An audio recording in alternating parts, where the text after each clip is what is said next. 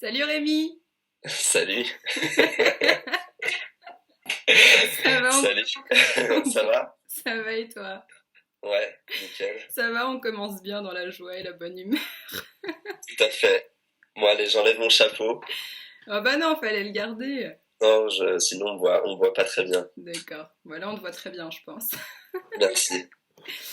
Bon alors, mon petit Rémi, d'abord merci d'avoir accepté mon invitation, Mon plaisir. c'est cool. Je te laisse te présenter un petit peu d'abord pour nous dire un peu qui t'es, nous parler un peu de ton blog.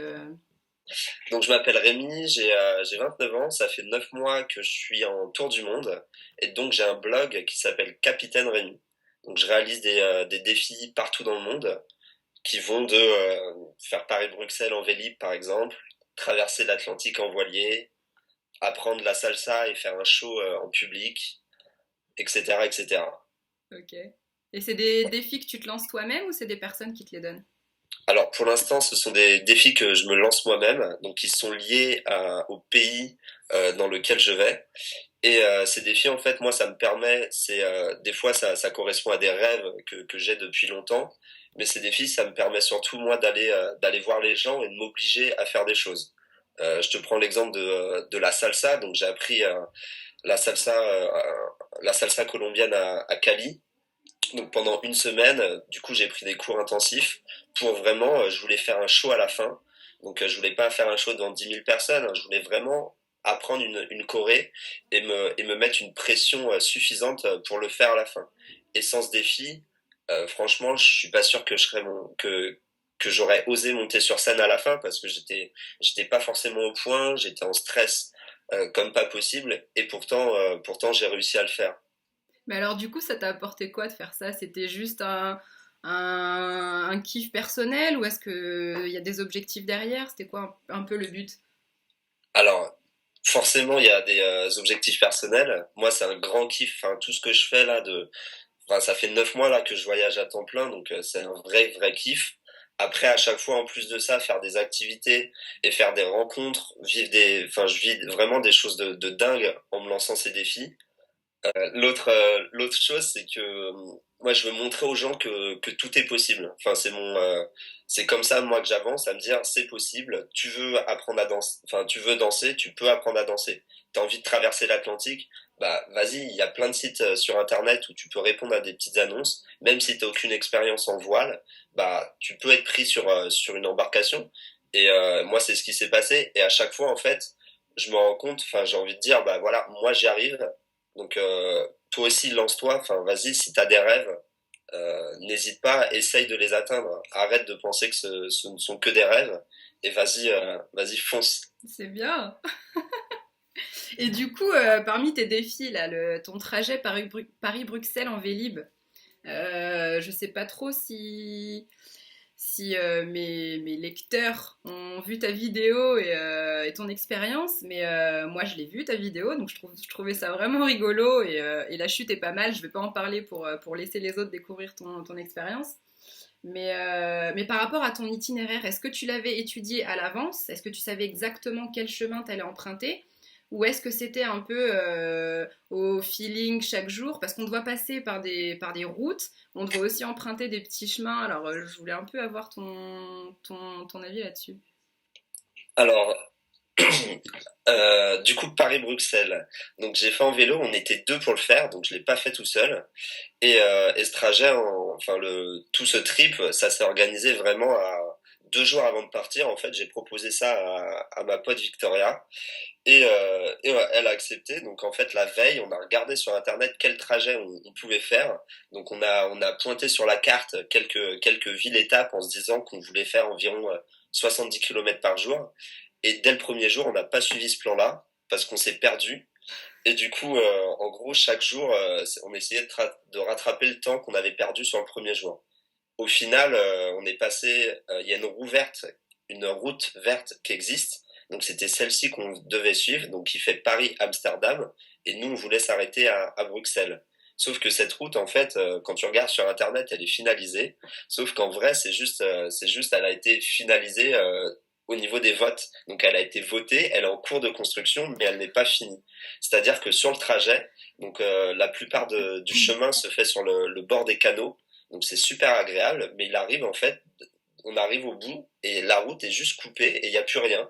Et donc là, on est obligé de faire demi-tour parce qu'en fait, là, on va dire la commune qui était en charge de cet espace, elle n'a pas encore pris en compte cette nouvelle route à faire. Et du coup, ça, des fois, tu es obligé de te retrouver sur des nationales qui sont pas des plus agréables ou sur des routes où il y a pas mal de trafic. D'accord. J'ai vu que ta copine Victoria a crevé. Et Ouais. alors toi, est-ce que ça t'est arrivé en Vélib? Non, alors non, heureusement. Donc le Vélib, enfin, il a marché très très bien, donc il grince un peu, mais il n'a pas crevé, heureusement. Et donc Victoria, ouais, elle a crevé à deux reprises. Heureusement, on était dans une ville. Du coup, enfin la première fois, elle a crevé, on avait une chambre à air de rechange, donc on l'a changée. Et 2 kilomètres plus loin, elle a recrevé. Et là, on a demandé, il y avait un décathlon qui était genre à 5 kilomètres. Donc on a été au décathlon, on a changé la chambre à air, et là on est reparti sans aucun problème. Mais heureusement, oui, heureusement le Vélib n'a pas crevé. Mais Sinon, c'est ce que je voulais te demander. Sinon quoi? Parce que j'imagine que tu as dû y penser à te dire que tu aurais peut-être pu crever. Alors c'est sûr, c'est l'aventure. Tu vas pas t'empêcher de le faire parce que tu dis bah tant pis, on verra bien. Mais est-ce que tu t'aurais pu changer ta roue si t'avais crevé?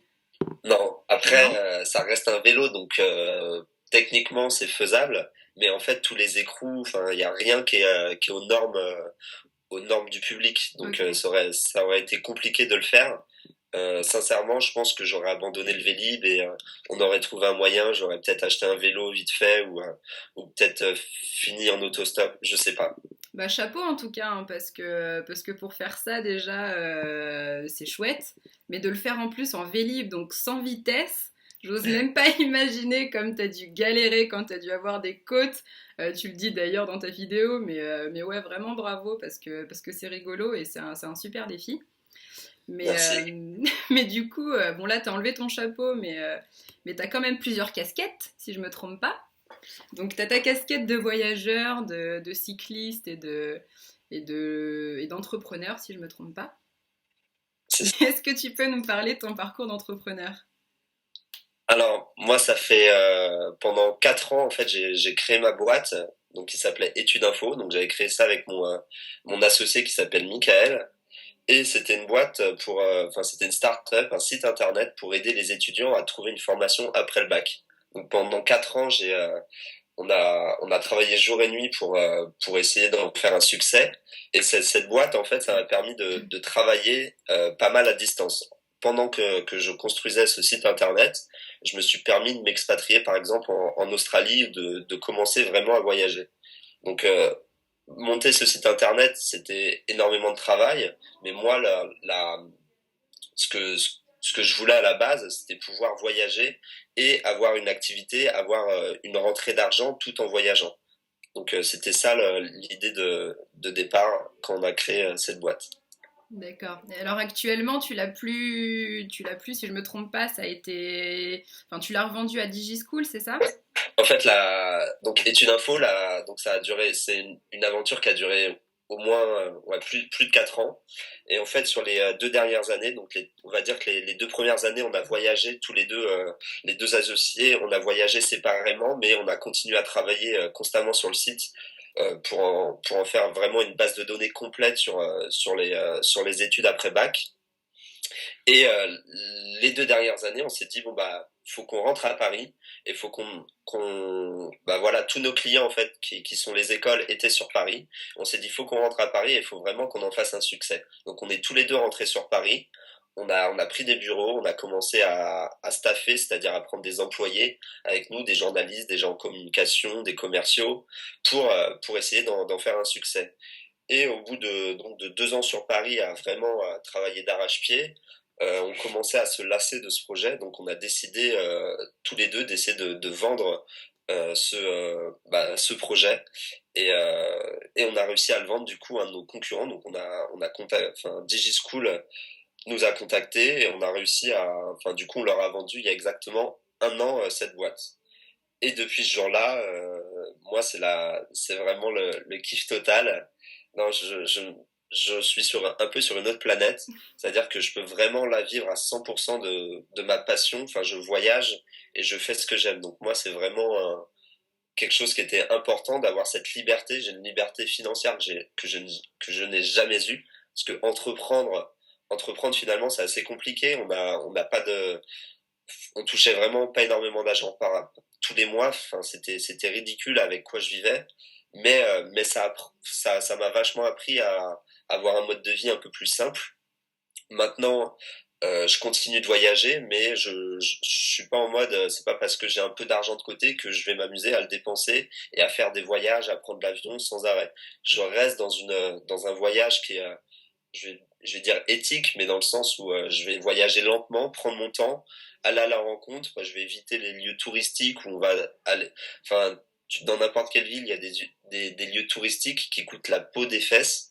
Moi, ça m'intéresse absolument pas. Je reste, moi, ce qui m'intéresse, c'est la rencontre avec les locaux. Et du coup, vivre avec les locaux, bah, tu t'adaptes à eux et finalement, tu dépenses pas énormément d'argent que ça. Complètement. Mais du coup, le fait que maintenant vous vous êtes mis d'accord avec ton associé pour revendre Études Info, est-ce qu'aujourd'hui, tu as l'intention de te lancer dans un nouveau projet avec ce même associé ou est-ce que tu as d'autres choses en tête? C'est quoi la suite? La suite, en gros, moi, j'ai besoin d'entreprendre. Enfin, j'adore ça, c'est une de mes passions. Et du coup, c'est pour ça que j'ai lancé Capitaine Rémi. C'était pour me dire, j'ai un projet concret qui est lié au voyage. Avec ce projet, j'ai pas l'intention d'en vivre, mais ça va en fait dans la direction que je veux prendre. Moi, l'idéal, j'aimerais avoir ma propre émission de voyage à la télévision. Donc vous connaissez sans doute Antoine de Maximi de J'irai dormir chez vous, Ouais. ou encore Nancy Mousse de Nuit et culottée. Moi, ce type de mission, c'est des émissions qui me parlent énormément, et j'aimerais donc avoir ma propre émission.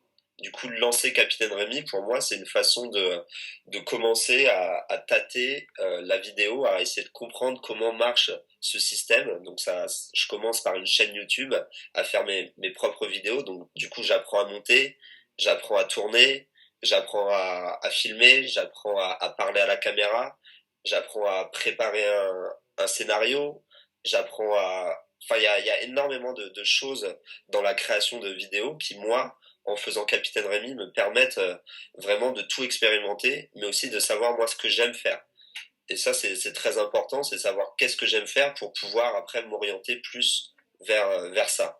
Et donc là, je suis en train, j'ai fait ma traversée de l'Atlantique, donc ça a duré 35 jours en mer, et ça va être le premier épisode test en fait de mon concept d'émission. D'accord. Et pour le coup, ça n'aura rien à voir avec Capitaine Rémi. Donc Capitaine Rémi, ce sont des vidéos qui durent entre 2 et 4 minutes qui sont assez marrantes. Là, mon autre concept, ça va être un concept beaucoup plus lent. Donc, c'est une émission qui va durer certainement 52 minutes où on va vraiment se plonger et on va voir la rencontre. Ça va être beaucoup plus intense que les vidéos actuelles. D'accord. Donc du coup, là, tu es en train de te lancer là-dedans et pour la suite, faut qu'on patiente, c'est ça? Exactement. D'accord. Et côté voyage, il me semble que tu repars bientôt? Alors, je pars dans la semaine prochaine, dans une semaine exactement, je pars à Cuba pour aller vivre 2 mois. Donc, 2 mois à Cuba. Donc, moi, j'avais énormément envie d'aller dans un pays hispanique pour renouer avec la langue, parce que ça commence à me manquer vraiment. Et j'ai également envie d'apprendre la salsa cubaine, que je ne sais pas du tout danser. Et Cuba, oui, c'est en train de changer en ce moment. Je pense que c'est la bonne période avant que le pays change avec l'arrivée des Américains. Et j'espère que ça va être un chouette voyage. Alors du coup, tu pars tout seul ou est-ce qu'il y a quelqu'un qui t'accompagne? Alors je pars tout seul. La première fois, en fait, c'est cette année, c'est la première fois où je suis parti tout seul. Donc je suis parti m'expatrier pendant 3 mois en Colombie. Donc c'était mon premier voyage en solitaire. Et le résultat, c'est que j'ai kiffé. Il y a pas d'autre mot. Non, j'ai vraiment kiffé. Et du coup, là, je suis revenu en France et je me demandais où est-ce que je veux repartir. Et je me suis dit, bon, bah, c'est parti pour Cuba. Encore une fois, tout seul. Partir seul, ça permet de faire énormément de rencontres. Mais c'est pas, bizarrement, j'en parle avec pas mal de gens, c'est pas la chose que je préfère. Je le fais parce que j'adore ça voyager, mais je le fais aussi parce qu'à ce moment-là de mon voyage, de ma vie, je vais pas avoir des gens qui peuvent voyager avec moi et qui vont correspondre à mes attentes de voyage. Mais moi, ce que je préfère, c'est quand même partager ces expériences avec quelqu'un qui a la même philosophie que moi dans le voyage. Ouais, mais c'est intéressant ce que tu dis là parce que justement la semaine dernière j'en discutais avec Mathieu du blog Chili Voyage et effectivement on partageait un peu nos points de vue sur le fait de voyager seul ou en couple ou accompagné de quelque manière que ce soit. Et effectivement pour ma part j'ai toujours voyagé soit en couple soit seul, ce que j'ai découvert cette année. Et oui, et justement, c'est génial de partir seul, mais parfois, très souvent même, tu vis des choses que tu adorerais partager parce que c'est des choses complètement magnifiques et malheureusement, tu vas te retrouver à vivre ça seul. Donc ça peut, t'en profites sur le moment et puis après tu te dis bah mince j'aurais tant aimé qu'il y ait quelqu'un qui puisse partager ce moment avec moi ou alors tu vas partager ces moments-là avec quelqu'un mais ça va être quelqu'un que tu auras rencontré en voyage et que tu reverras peut-être pas forcément par la suite donc sur le coup c'est chouette de pas être seul mais ouais, je te rejoins complètement sur le mix du voyage solo tout en étant avec quelqu'un. Mais c'est vrai que c'est pas évident de trouver une personne avec laquelle ça peut coller direct. Mais bon, je pense que ça arrivera bien un jour. Non, encore une fois, là, c'est vraiment par rapport au moment de ma vie. Là, je suis à un moment où moi, j'ai l'opportunité de voyager et je vais pas me priver de voyager seul. Je veux dire, moi, ça me fait pas plus peur. Enfin, mon premier voyage, de partir tout seul comme ça m'a pas fait plus peur que ça. Et en fin de compte, enfin, j'ai adoré. Donc là, pourquoi pas repartir? Je pense que ça en vaut la peine de partir seul, ouais, même s'il y a des craintes derrière, de pas rencontrer de gens, de pas se faire d'amis, de s'ennuyer, Oh non. d'être triste. Forcément, t'as des phases où tu vas ressentir tout ça. Mhm. Mais la plupart du temps, t'es quand même heureux d'être là et de Ouais, vivre des trucs de fou. complètement. Et alors, tu pars 2 mois minimum ou c'est 2 mois, c'est fixé, tu reviens ou ça peut être 2 mois qui peuvent se prolonger? Alors, en fait, Cuba, le visa, c'est un mois renouvelable une seule fois. Ok. Du coup, c'est la raison pour laquelle je pars que 2 mois là-bas. Mais ensuite, je vais enchaîner en fait sur l'Amérique latine, donc enfin même sur l'Amérique, je sais pas où exactement, mais je prévois certainement donc avec un de mes meilleurs amis en fait qui va me rejoindre en Amérique latine et on va certainement se faire un trip en moto de 4 mois ou de 6 mois pour traverser toute l'Amérique latine. Donc là, on est en train d'en parler sérieusement pour savoir lui au niveau des dates quand est-ce qu'il pourrait me rejoindre. Mais du coup, ouais, je suis assez content de pouvoir partager de pouvoir partager un voyage comme ça avec mes meilleurs potes. Ouais, Et je suis impatient. ouais, c'est vraiment génial. Et d'ailleurs, bon, je m'improvise pas meilleure conseillère en matière de moto, mais pour avoir vécu un voyage en moto, c'est vrai que c'est quand même mieux d'être avec quelqu'un.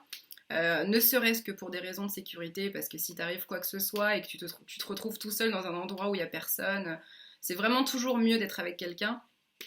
Mais après, tu vas vraiment kiffer. Donc, j'ai hâte que tu nous en parles, que tu nous postes des petites vidéos, des petits articles. Mais je pense que ça va être un voyage assez fou. Bah, je pense aussi. Ouais, pour agir, moi je suis vraiment impressionné, je te l'ai déjà dit, mais je suis vraiment impressionné par ton voyage du coup en moto. À me dire que t'es partie toute seule comme ça à l'aventure sur une moto alors que t'en avais jamais conduit, enfin t'as jamais fait de moto auparavant, en tout cas de moto manuelle, tu m'as Ouais, dit. Je me dis waouh. Enfin, non mais ça envoie du rêve, enfin vraiment et enfin voilà, c'est l'idée que je me fais du voyage aussi, c'est de se dire, tu vas faire un truc que t'es pas capable de faire, enfin tu sais pas que t'en es capable encore, mais tu te dis, mais pourquoi pas, il y en a d'autres qui le font, pourquoi pas moi finalement. ouais. Mais c'est exactement ça, hein. Au début, je me suis dit, mince, dans quoi est-ce que je suis en train de m'embarquer? Alors oui, des scooters, j'en ai conduit à la pelle. Mais bon, scooter automatique, bon, tout le monde est capable de conduire ça. Mais c'est vrai que se lancer sur le pilotage d'une moto manuelle au Vietnam, c'était assez drôle, mais je regrette pas. Et justement, je me dis que si moi j'ai été capable de le faire, peut-être que ça pourra donner l'envie et le courage à d'autres personnes de se lancer aussi, parce que c'était vraiment une aventure magique. Et je le referai, mais 100 000 fois. Et du coup, maintenant, c'est un peu comment je pourrais dire? le genre de voyage que j'ai envie de reproduire maintenant et de me dire, ben voilà, je vais aller dans tel pays, je vais me prendre ma bécane et voilà, et je pourrais aller là où j'aurais envie d'aller, quand j'aurais envie d'aller. Et j'ai trouvé que c'était vraiment un excellent moyen et qui se rapproche le plus de la liberté, qui me plaît en général et en voyage. Et je me suis dit, pour la première fois, vraiment, je me suis vraiment sentie libre. Alors c'est sûr que quand tu voyages en train, c'est des expériences complètement différentes aussi. Quand tu es en bus, c'est la même chose, parce que ça te permet de rencontrer des gens, ça te permet de partir complètement dans tes pensées en regardant par la fenêtre, en admirant le paysage. Mais quand c'est toi qui es sur ta bécane et qui, oui, t'admires le paysage, mais ouais, enfin, tu vois, rien que d'y repenser là, je me dis merde, j'ai envie d'y retourner tout de suite, tu vois, c'était vraiment incroyable. Donc c'est vraiment génial que tu t'apprêtes à faire ça et je te rejoindrai peut-être si je pète un câble avant de rester en France. Vas-y, c'est parti. Y a pas de problème. Est-ce que toi déjà, t'as une question qui revient fréquemment à laquelle tu aurais envie de répondre là? T'as pas peur? On me demande souvent si j'ai pas peur comme ça à chaque fois. Quel que soit le trip, et les gens se rendent pas compte par rapport à mon blog, par rapport à mes vidéos, par rapport à mes écrits, mais moi je suis dans le doute permanent, dans le sens où je sais jamais si je vais y arriver, si je vais le faire, comment je vais réagir, ce qui va se passer, et à chaque fois en fait ça se passe bien, ça se passe même super bien, et même quand ça se passe mal, j'en tire tout le temps du positif. Et je pense que l'important c'est juste se lancer, oser, oser y aller, quel que soit ton rêve. Moi, mon rêve, c'est de voyager. Donc, moi, j'y vais, je fonce dans cette direction. Mais il y en a d'autres, leur rêve, ça va être d'entreprendre. Exemple. Bah, allez-y. Enfin, il y a rien à perdre. Enfin, la vie, c'est pas, c'est pas une compétition. C'est vraiment faites ce que vous avez envie de faire. Enfin, allez-y. N'hésitez pas et tout est possible, ouais. Et est-ce que tu t'es retrouvé au cours d'un de tes voyages à avoir peur? Est-ce que ça t'est déjà arrivé vraiment de te dire j'ai peur ou de te trouver dans une situation où tu te sentais vraiment pas en sécurité? Euh, oui. Raconte. Oui, je me suis retrouvé dans une situation. Non, je vais te raconter au Venezuela. Donc, je suis allé donc un peu inconscient le Rémi. Je suis parti. Donc, j'étais en Colombie et je me suis dit tiens, je vais aller voir le Venezuela. Sauf que Rémi, il est pas très fort en histoire et du coup, il n'avait pas regardé la situation du Venezuela avant d'y aller et il ne la connaissait même pas. C'est pour vous dire le niveau. Et en gros, le Venezuela, il s'avère que c'est un pays qui est déconseillé par le ministère le ministère français. Il te dit n'allez pas au Venezuela. Après, ils disent ça d'énormément de pays. Mais en gros, je suis allé dans une ville des plus dangereuses à Maracaibo du Venezuela. Et pour y aller, en fait, j'y suis allé en taxi clandestin. Mais tout ça, malgré moi. Ok. C'est-à-dire que j'étais en Colombie, j'ai pris un premier taxi qui n'était pas un taxi clandestin, et je me suis retrouvé avec deux gars plutôt sympas, un mec qui avait 25 ans et l'autre la cinquantaine. Et donc en descendant du taxi, en arrivant à la gare routière, il me demande où je vais et il s'avère qu'on va au même endroit. Et donc il me propose qu'on partage un autre taxi qui coûte moins cher en fait que les bus pour touristes.